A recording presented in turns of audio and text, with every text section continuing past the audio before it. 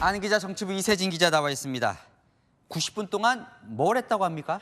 네, 만찬 참석자들 이야기 종합해보면요. 90분 이렇게 진행됐다고 합니다. 전체 발언 분량의 80%를 대통령이 말했고 옆에 앉은 추경호 원내대표가 맞장구를 치며 호응했고요. 한동훈 대표는 굳은 표정으로 거의 말을 하지 않았다. 대통령실은 사진 4장 딱 공개했습니다. 당은 별도 브리핑도 안 하고요. 브리핑할 내용이 없었던 거겠죠. 그러니까 무슨 얘기를 했대요? 1시간 반 동안? 네, 한 참석자 말이 브리핑만 봐도 얼마나 알맹이가 없었는지 알 수 있지 않느냐라고 하더라고요. 대통령실이 내놓은 서면 브리핑 내용은 이렇습니다. 대통령이 원래 바베큐를 직접 구우려 했다. 계란말이 많은 게 잘 안 되더라. 이런 말을 했다고 하고요. 또 추 원내대표가 대통령이 양자 역학을 많이 알고 계시더라라고 하니까 대통령이 양자 역학 공부를 해야 한다고 당부했다.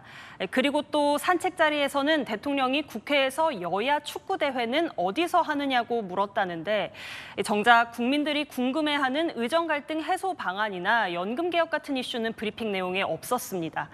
체코 순방에서 거둔 원전 성과를 자화자찬한 내용이 그나마 현안이긴 합니다. 아니, 그런데 한동훈 대표도 사실 독대까지 요청할 정도로 할 말이 많아 보였는데 아무 말도 안 했어요? 네, 의료 문제와 김건희 여사 문제 등 논의해야 될 의제들을 잔뜩 준비했던 것 같았었는데요. 정작 어제 만찬장에서 무슨 이야기를 했는지 참석자들에게 물어보니까 중간중간 대통령에게 체코 순방 이야기를 거둔 정도, 그리고 대통령과 커피 관련한 환담을 나눈 것 외에 별말을 안 했다고 합니다. 한 대표 측은 대통령실이 발언 기회를 안 주려고 작정한 것 같았다. 그런데 그런 자리에서 갑자기 정색하고 말할 수 있겠냐라는 건데 대통령실은 무슨 어린애도 아니고 사회자가 있는 것도 아닌데 하고 싶은 말을 왜 못하냐라고 받아쳤습니다. 종합해보면 뭐 대통령은 자화자찬을 하고 한동훈 대표는 침묵한 것 같은데 어제 이제 한동훈 대표가 독대를 다시 신청했어요. 성사가 되겠습니까? 당분간 어려워 보입니다.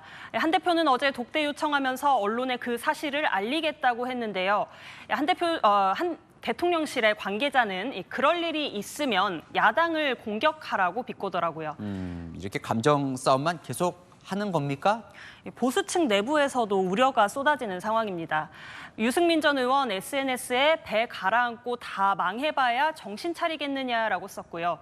한 보수 정치권 원로는 저에게 이런 이야기를 하던데요. 국민의힘 의원 108명이 하루아침에 없어져도 나라에 아무 영향이 없을 거다라고요. 대통령에게 민심을 제대로 전달도 하지 않고 거대 야당의 무기력한 존재감 없는 여당을 비판한 건데요. 그 인사, 대통령도 민심 무서운 줄 모르고 고집만 부리는 것 같다고 걱정했습니다. 네, 잘 들었습니다. 아는 기자 이세진 기자였습니다.